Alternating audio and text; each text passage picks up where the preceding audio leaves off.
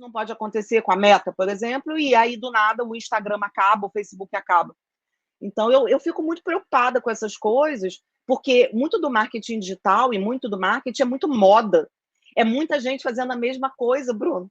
E aí, Sim, quando você verdade. olha, assim, não estrutura direito o canal próprio do cliente, porque está na moda ir para o TikTok. Mas o TikTok hoje está servindo, mas amanhã ele pode não servir mais. E aí você vai ter que começar tudo de novo. Né? Então, para mim, esse agora é o limite do que a gente precisa fazer de responsabilidade quando a gente faz marketing, né? Legal.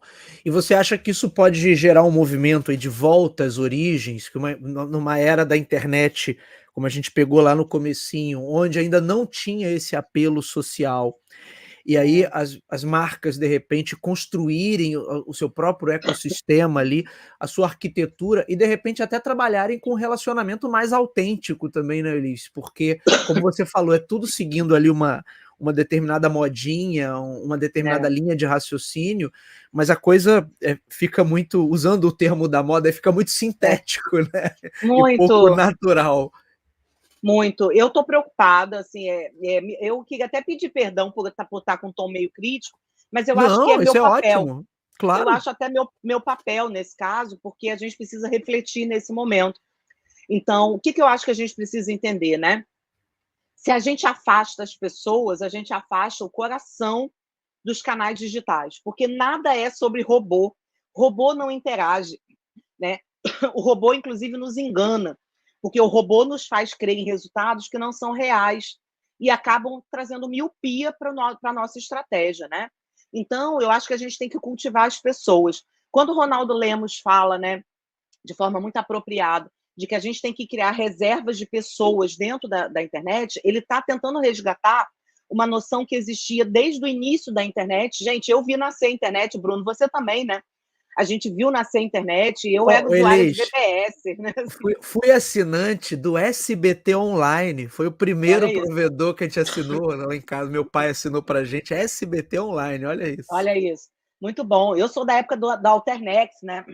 Do Ibase, né? Que o Betinho lá ajudou a criar a internet no Brasil por meio do Ibase. Então a gente viu isso nascer, e nessa época a internet tinha, e quando o próprio Tim Berners-Lee criou a ideia da web, a ideia era criar uma aldeia global que usasse a internet para gerar democratização de voz, para que todo mundo pudesse ter a mesma chance de se expressar, de se juntar em comunidade, de fazer negócios terem voz e terem mais alcance. Então a gente era meio ingênuo nessa época. A gente achava que a internet era um bem humano que seria usado por pessoas para democratizar, né, a sua voz, de forma que a gente pudesse criar uma rede social. Quando eu falo de rede social, uma rede que junta pessoas, né, em vários países, que fosse essa tal dessa aldeia global, na qual as pessoas pudessem ter chance de se comunicar, de produzir conteúdo, né, ou seja, de forma democrática. Quando nasce a internet comercial, óbvio, no primeiro momento a gente viu como uma forma da gente fazer com que as pessoas tivessem serviços que facilitassem a vida delas para conectar a internet. E assim nasce a web, que é a interface gráfica de uma internet que era basicamente no início, né, usada por desenvolvedores, né, porque a gente precisava saber código para usar a internet. Quando Sim. nascem os serviços comerciais, as pessoas comuns começam a poder usar a internet, explorar os serviços. Por exemplo, quando nasce o blogger, a gente começa a ganhar a possibilidade de ter blog, porque você não precisava mais desenvolver, você já recebia o template pronto.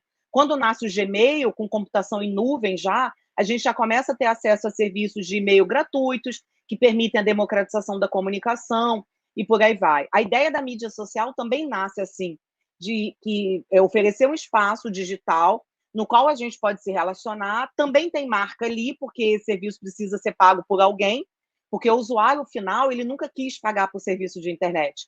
Ele pagava pelo provedor, depois ele começou a reclamar quando se cobrava alguma taxa de serviço. Ele não quer, ele quer que a internet seja grátis.